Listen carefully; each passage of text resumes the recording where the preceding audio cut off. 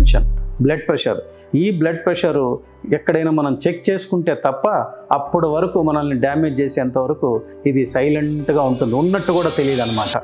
ఇలాంటి బ్లడ్ ప్రెషర్ని మనం కంట్రోల్ చేసుకోవాలంటే 30 సంవత్సరాలు దాటిన ప్రతి వ్యక్తి వారానికి ఒకసారి బ్లడ్ ప్రెషర్ని చెక్ చేసుకోవటం చాలా ఇంపార్టెంట్.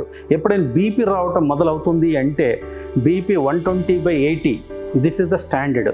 ఒక 50 సంవత్సరాలు దాటిన వాళ్ళలో 130/90 కూడా నార్మలే. పైదాన్ని ఒక 140, 150 ఉన్నా కూడా ప్రాబ్లం కాదు. కానీ సిస్టోలిక్ ప్రెషర్, డైస్టోలిక్ ప్రెషర్ ఎప్పుడైతే 100 దాటుతుందో మనం ఇమ్మీడియట్లీగా దానికి సంబంధించిన చికిత్సా విధానాల్ని ఇమ్మీడియట్లీగా మనం తీసుకోవాల్సి వస్తుంది.